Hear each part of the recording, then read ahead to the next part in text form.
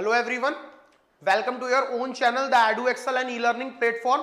और जैसा कि आप सबको पता है, हम लोग पिछले कुछ दिनों से 11th एंट्रेंस और डिप्लोमा इन इंजीनियरिंग को टारगेट कर रहे हैं। तो एक बार छोटा सा इंट्रोडक्शन मैं आपको दे दूं कि हम लोगों का जो सेशन है वो 11th एंट्रेंस के लिए है। 11th एंट्रेंस,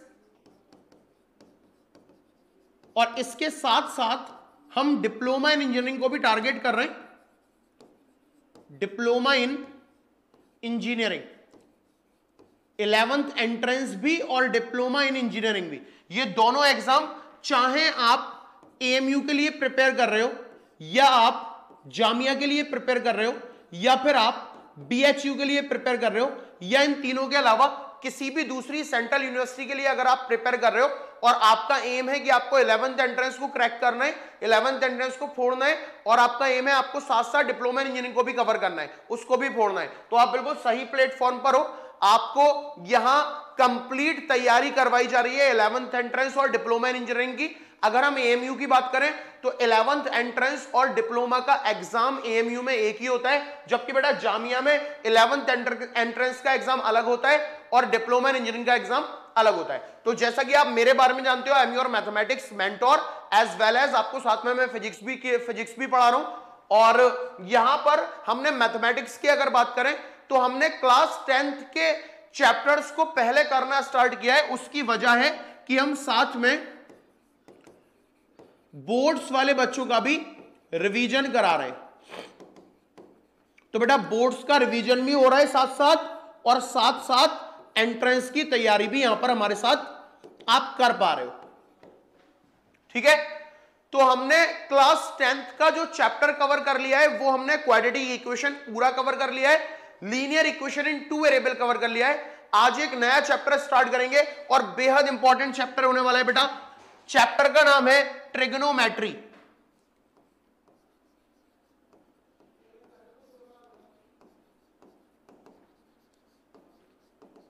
ट्रिग्नोमेट्री बेटा आज हम ये चैप्टर स्टार्ट करने वाले हैं। ये वो चैप्टर है जो क्लास 10th में है, बहुत इंपॉर्टेंट चैप्टर है। इसी पर बेस्ड एक और चैप्टर भी पढ़ेंगे, लेकिन उसको पढ़ने के लिए हमें ट्रिग्नोमेट्री समझ में आना चाहिए। अगर हम एंट्रेंस की बात करें तो एंट्रेंस पॉइंट ऑफ व्यू से भी बहुत इंपॉर्टेंट चैप्टर है। सवाल आते हैं diploma in engineering 11th entrance दोनों पेपर में आपको इससे सवाल देखने के लिए मिलेंगे, अच्छा वेटेज आता है। और अगर बोर्ड्स की बात करें तो बोर्ड्स में भी एक सेक्शन सी में आपको या सेक्शन डी में इससे सवाल मिलेगा और 2-2 नंबर में भी इससे आपको सवाल मिल जाएंगे। ठीक है, तो चैप्टर को स्टार्ट करने से पहले let's focus on the word trigonometry. Trigonometry, ये जो पूरा एक वर्ड है ट्रिग्नोमेट्री, वो इन 3 छोटे छोटे वर्ड से मिलकर के बना हुआ है। Number first is tri, number second is gono and number third is metry. बेटा ट्री का मतलब है 3, मतलब 3। गोनो इज साइट्स, गोनो का मतलब क्या है? साइट्स। और मैट्री इज व्हाट? मेजरमेंट। मेजरमेंट, ये ट्रिग्नोमेट्री का मतलब है।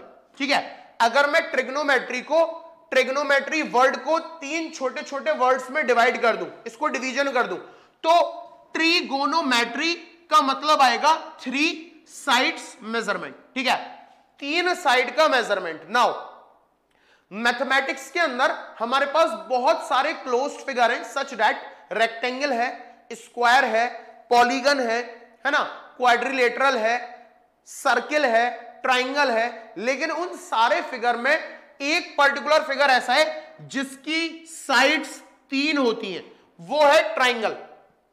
इसका मतलब ये हुआ कि ट्रिग्नोमेट्री का कुछ ना कुछ कनेक्शन ट्राइंगल से, और बल्कि कुछ ना कुछ नहीं, पूरा कनेक्शन ट्रिग्नोमेट्री का ट्राइंगल से ही है।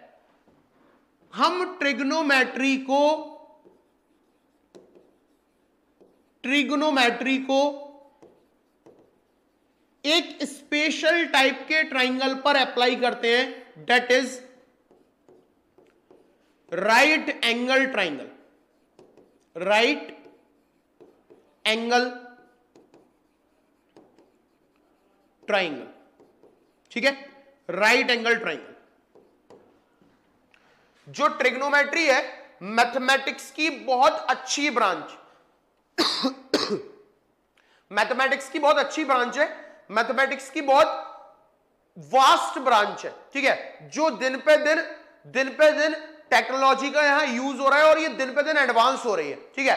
तो ये सिर्फ स्पेशल टाइप के ट्राइंगल पे एप्लीकेबल है। Triangle must be a right angle triangle. Triangle को कैसा होना चाहिए? राइट एंगल ट्राइंगल होना चाहिए। इस पे बात करते हैं क्यों। सर राइट एंगल ट्राइंगल अगर हम देखें, राइट एंगल ट्राइंगल हम देखें तो इस तरीके का हमें दिखता है।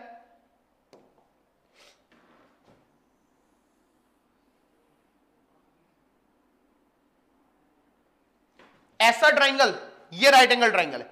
अगर मैं इसको नाम दे दूं, this is A, this is B, this is C, ये हमारे पास राइट एंगल ट्राइंगल हो गया। इस एंगल को हम राइट एंगल बोल रहे हैं। Angle B is 90 degree. Angle B जो है वो कितने डिग्री का है बेटा? 90 डिग्री का। इसी वजह से ये क्या है? हमारा राइट एंगल ट्राइंगल है। ठीक है जी, ये बात समझ में आ गई कि एंगल बी हमारा 90 डिग्री का है, इस वजह से हमारा राइट एंगल ट्राइंगल होगा। ठीक है, और आगे क्या बात है इसमें समझने वाली? सर 90 के सामने वाली साइड जो होगी ये फिक्स साइड है, फिक्स। ये हाइपो है, हाइपोटेनस, ठीक है, ये हाइपोटेनस है। हमेशा 90 डिग्री के सामने वाली साइड फिक्स है, इसका नाम नहीं बदलेगा, ये हाइपोटेनस ही रहेगी। लेकिन कभी कभी हम इस BC को बेस बोलेंगे, ये जो BC साइड है वो हमारी बेस हो सकती है, या इसको हम परपेंडिकुलर भी कह सकते हैं,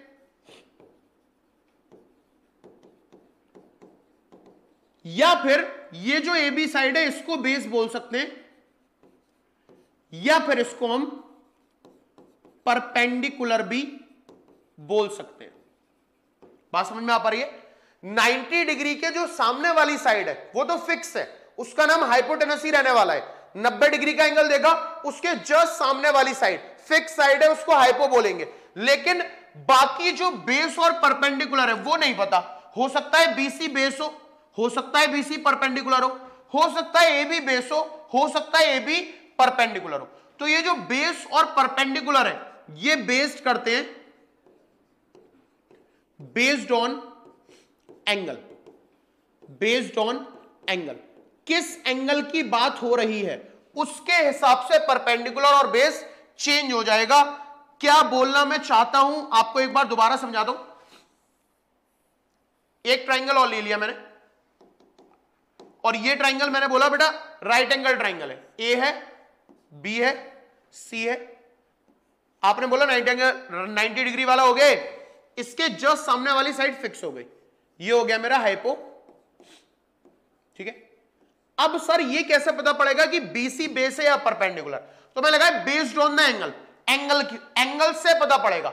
लेट अस सपोज दैट मैं बोल रहा हूं आपसे फॉर एंगल ए, मैं बात कर रहा हूं एंगल ए की।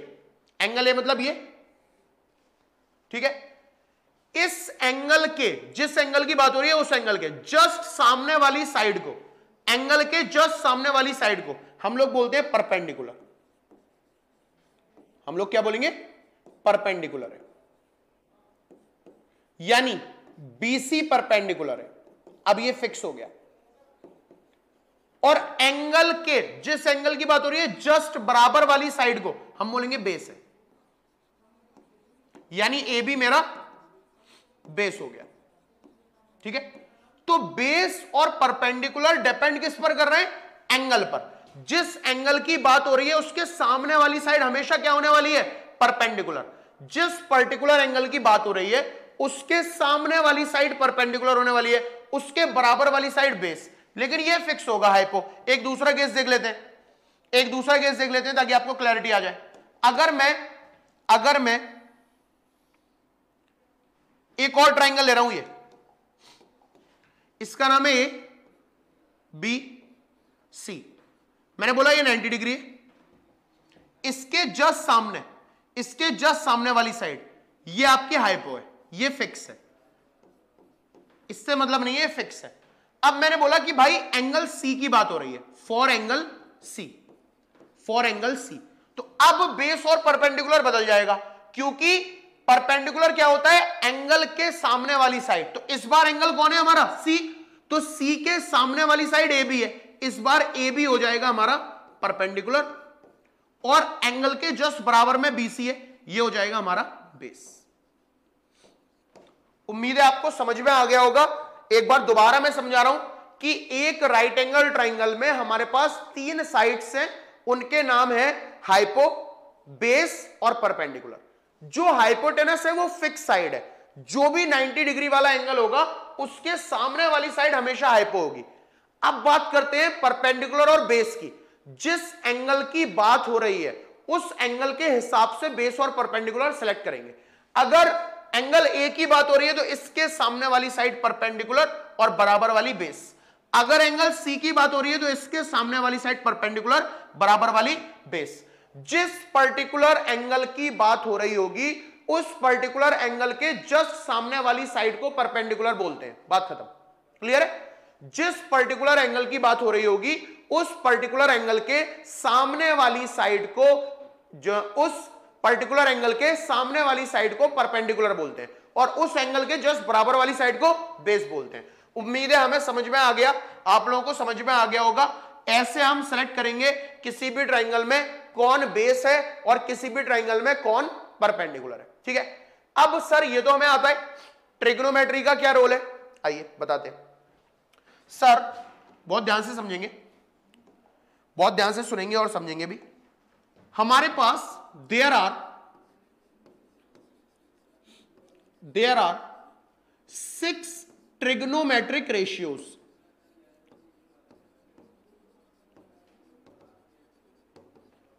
There are 6 trigonometric ratios.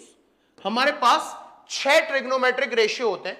क्या क्या उनके नाम है, एक रेशियो होता है, और थीटा का मतलब है बेटा एंगल, थीटा का मतलब क्या है, एंगल। एक रेशियो होता है साइन थीटा, एक होता है कॉस थीटा, एक होता है टेन थीटा। 3 ही हो गए, sine theta, cos theta, tan theta. एक होता है कोसेक थीटा, एक होता है सेक थीटा, और last one is cot theta, ठीक है। ये जो बोर्ड पे आपको नाम दिखाई दे रहे हैं, sign, cos, tan, cosec, sec, cot, इनको हम ट्रिग्नोमेट्रिक रेशियो पढ़ते हैं। क्या बोलेंगे, ट्रिग्नोमेट्रिक रेशियो है। कोई पूछे बेटा कितने ट्रिग्नोमेट्रिक रेशियो होते हैं, 6। Sine, cos, tan, cosec, sec, cot, sine, cos, tan, cosec, sec, cot. 6 trigonometric ratio में से 3 ट्रिग्नोमेट्रिक रेशियो बेहद इंपॉर्टेंट है। अगर आपको ये 3 ट्रिग्नोमेट्रिक रेशियो क्लियर है तो बचे हुए 3 भी क्लियर होंगे। बहुत ध्यान से सुनेंगे। Only focus on sine, cos, tan. आप थोड़ी देर के लिए ये मान लो कि सिर्फ 3 ही ट्रिग्नोमेट्रिक रेशियो होते हैं, एक होता है साइन, एक होता है कॉस, एक होता है टेन। बस आप थोड़ी देर के लिए क्या मान लो कि there are only 3 trigonometric ratio, sine है, कॉस है और टेन, ठीक है। अब साइन थीटा क्यों लिखा है सर, कोई भी ट्रिग्नोमेट्रिक रेशियो अकेला नहीं आता, उसके आगे कोई ना कोई एंगल लिखा होगा ट्राइंगल का। मेरी बात बहुत ध्यान से समझना, कोई भी ट्रिग्नोमेट्रिक रेशियो अकेला नहीं आएगा। जैसे साइन अकेला नहीं लिखा होगा, साइन के बराबर में कोई एंगल होगा, जैसे साइन 30 डिग्री, जैसे साइन 60 डिग्री, जैसे साइन 60 डिग्री। कॉस अकेला नहीं लिखा होगा, कॉस के आगे कोई एंगल होगा, cos 30 degree, cos 45 degree. Ten अकेला नहीं होगा, उसके आगे कोई एंगल होगा, टेन 30 डिग्री, टेन 60 डिग्री, ऐसे। तो वो जो एंगल है कुछ भी हो सकता है, इसलिए मैंने एंगल को क्या लिखा हुआ है, थीटा। मान लिया है एंगल थीटा है, तो अब इसे क्या पढ़ा जाएगा, sign theta, cos theta, tan theta, ठीक है। इतनी बात समझ में आ गई। नाउ ये तो क्लियर है सर, लेकिन ये फॉर्मूला क्या है, निकालें कैसे, sign theta, cos theta, tan theta समझ में आ गया, निकालें कैसे बताते हैं। साइन कॉस टेन निकालने के लिए आप याद रखो P B P upon H H B. ये याद रखिए, PBP अपॉन HHB। अगर आपको PBP अपॉन HHB याद है तो आपको साइन कॉस टेन के फॉर्मूले याद है। मेरी बात समझ पा रहे हो?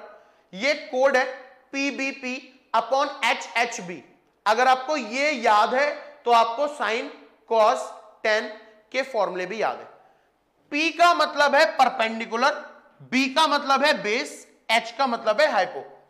अगर मैं साइन की बात करूंगा तो आपका फॉर्मूला ये आ गया, P अपॉन H। साइन क्या होता है?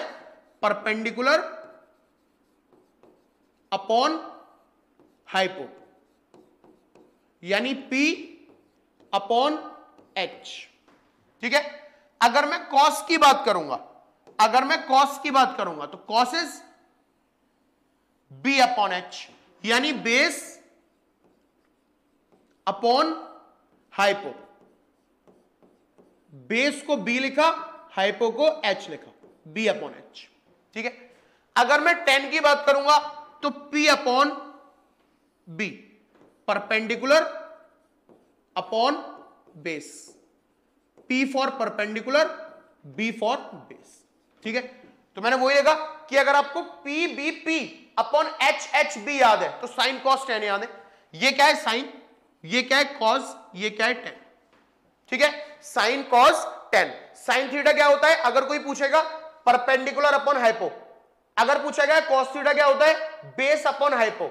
अगर पूछेगा टेन थीटा क्या होता है? Perpendicular upon base. PBP upon HHB।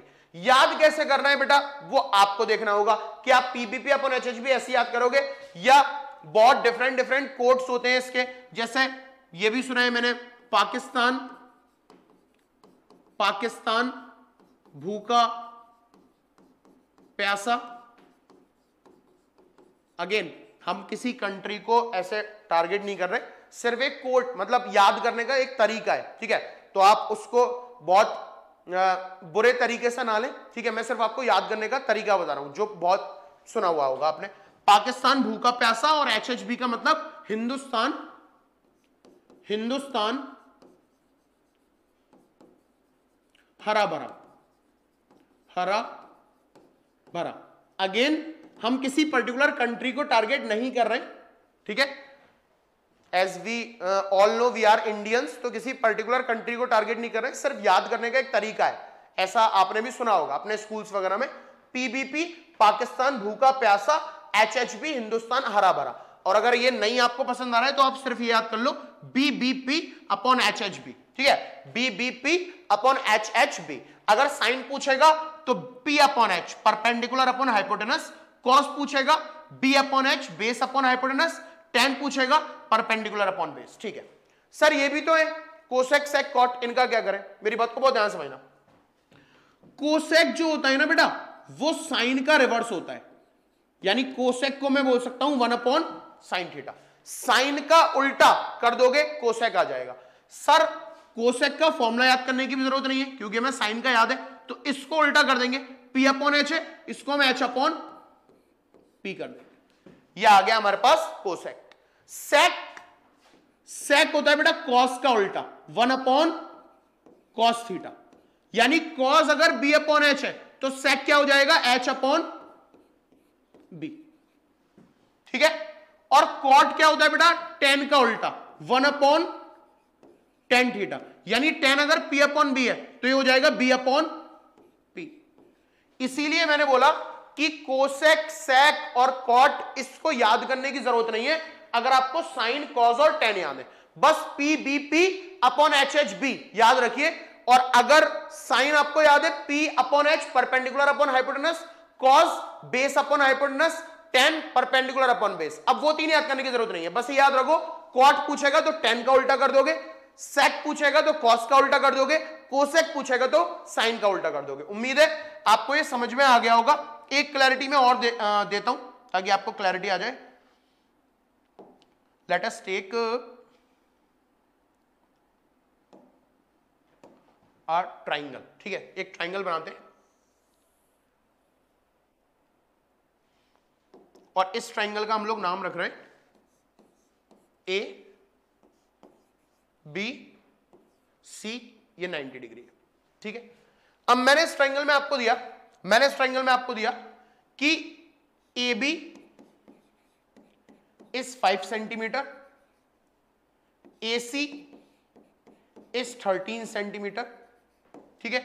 और मैंने क्वेश्चन पूछा find sine A, second sine B, ठीक है, third cos A, fourth cos B. 4 सवाल पूछे। मैंने ट्रायंगल दिया, इसमें ए बी की वैल्यू मैंने आपको दे दी, ए सी की वैल्यू मैंने आपको दे दी, आपको कॉस ए कॉस बी बताना है और साइन ए साइन बी बताना है। बेटा साइन ए की वैल्यू अलग आएगी, साइन बी की वैल्यू अलग आएगी, इसी तरीके से कॉस ए की वैल्यू अलग आएगी और कॉस बी की वैल्यू अलग आएगी। बहुत ध्यान समझना। सबसे पहले हमारे पास ट्राइंगल की तीनों साइड मौजूद होनी चाहिए। मेरे पास ए बी कितना है 5, ए बी कितना दिया हुआ है 5, और ए सी कितना है 13, ए सी कितना है 13।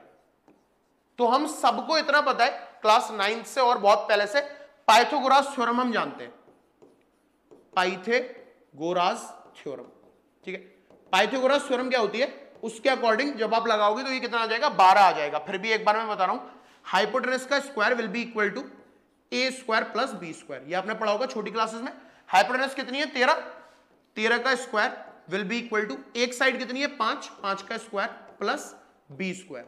यहां से आ गया हमारे पास 13 का स्क्वायर होता है 169, 5 का स्क्वायर होता है 25 is equal to B square, B square will be equal to 144 and B will be equal to 12, ठीक है।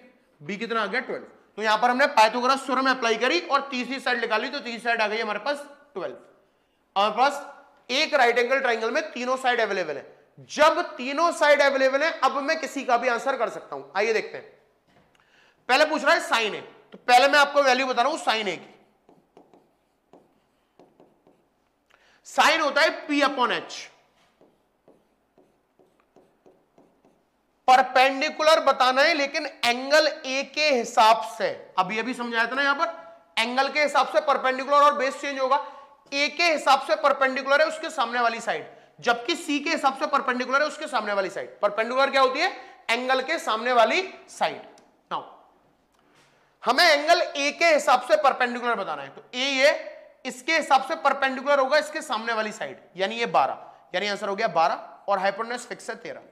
साइन ए की वैल्यू आ गई 12/13, ठीक है। साइन बी की वैल्यू देखो, साइन बी का फॉर्मूला भी P अपॉन H, ये देख पा रहे हो फॉर्मूला सेम है। साइन ए का भी P upon H, sine B का भी P अपॉन H, क्योंकि साइन है, लेकिन यहां बी के हिसाब से परपेंडिकुलर चाहिए। सॉरी, बी के हिसाब से तो हो ही नहीं सकती ना, बी हमारा 90 डिग्री वाला, मैंने गलत लिख दिया।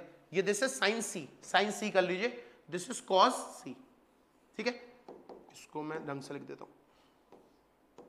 एक्यूट एंगल्स होने चाहिए बेटा, है ना, एक्यूट एंगल्स होने चाहिए। इसको कर लीजिए साइन सी, इसको कर लीजिए कॉस सी, ठीक है। नाउ साइन सी, सी के हिसाब से परपेंडिकुलर इसके सामने वाली साइड 5 और हाइपो 13, इसका आंसर आ गया 5/13, ठीक है। कॉस पे आ जाते हैं। कॉस का फॉर्मूला होता है B अपॉन H, लेकिन हमें बेस चाहिए ए के हिसाब से, तो ए के सामने वाला तो परपेंडिकुलर है और बराबर वाला बेस है, यानी 5, हाइपोफिक्स है 13, इसका भी फॉर्मूला B अपॉन H, लेकिन इस बार बेस चाहिए सी के हिसाब से, तो सी के सामने परपेंडिकुलर है, बराबर वाला बेस है, यानी 12/13। तो ऐसे हम किसी भी ट्रिग्नोमेट्रिक रेशियो का आंसर दे सकते हैं अगर हमें ये याद है PBP अपॉन HHB। दूसरी चीज, जिस एंगल की बात हो रही है उसके सामने वाला परपेंडिकुलर होगा और जस्ट बराबर वाला बेस होगा। बेटा उम्मीद है समझ में आ गया होगा। टेक अ स्क्रीनशॉट, स्क्रीनशॉट ले लीजिए इसका, फिर आगे बात करते हैं।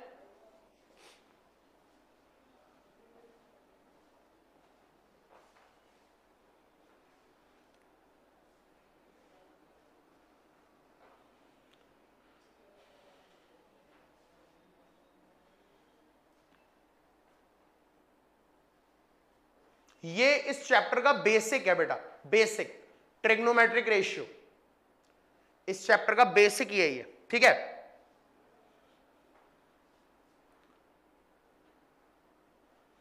चलो नेक्स्ट, अब जितना हमने पढ़ लिया उस पर मैं आपको एक क्वेश्चन करवा देता हूं ताकि क्लैरिटी आ जाए, ठीक है। Let us draw a triangle, ठीक है, एक राइट एंगल ट्राइंगल बनाते हैं।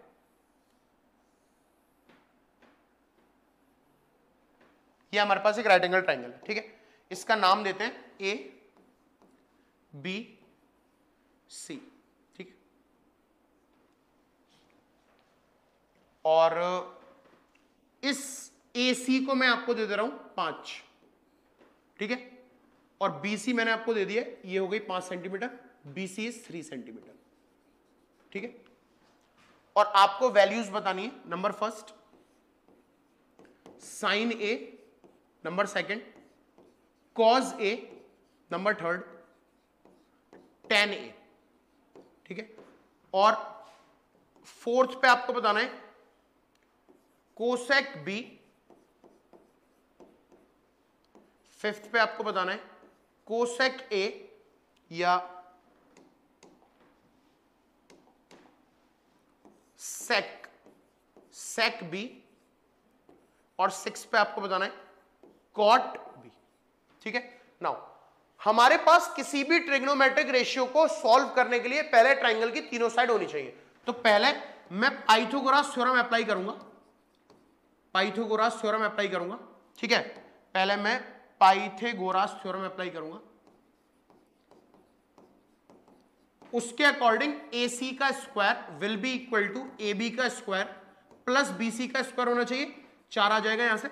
ए सी का स्क्वायर कितना, 5 का स्क्वायर, ए बी का स्क्वायर हमें पता नहीं, और बी सी का स्क्वायर इज 3 स्क्वायर, 5 का स्क्वायर 25, 3 का square 9 is equal to A B का square, 25 minus 9 16 is equal to A B का स्क्वायर, और A B will be equal to 4। A B कितना आ गया हमारे पास, 4 आ गया। तो हमारे पास ये ट्राइंगल कंप्लीट हो गया 3 4 5, ठीक है, ये हमारे पास ट्राइंगल कंप्लीट हो गया 3 4 5। नाउ हमें साइन ए चाहिए, तो साइन ए के लिए हमें पता है P B P upon H H B, this is sine, this is cos, this is tan, ठीक है। साइन अगर मांग रहा है तो मुझे चाहिए पी अपॉन एच, लेकिन ए के हिसाब से परपेंडिकुलर हो। ए ये वाला एंगल है, इसके हिसाब से परपेंडिकुलर सामने वाली साइड, परपेंडिकुलर क्या होती है, एंगल के सामने वाली साइड, तो ए के हिसाब से परपेंडिकुलर 3 और हाइपो 5, ठीक है। आगे बढ़े, कॉस चाहिए, कॉस होता है बी अपॉन एच, ए के हिसाब से बेस, तो ए के सामने परपेंडिकुलर और बराबर में बेस यानी 4 अपॉन 5, ठीक है, ये हो गया हमारे पास 4/5। नेक्स्ट 10, 10 क्या होता है, 10 इज पी अपॉन बी यानी परपेंडिकुलर अपॉन बेस। ए के हिसाब से परपेंडिकुलर कौन है, सामने इसके 3, और ए के हिसाब से बेस कौन है, इसके बराबर में 4, 3/4, ये वैल्यूज आ गई, ठीक है।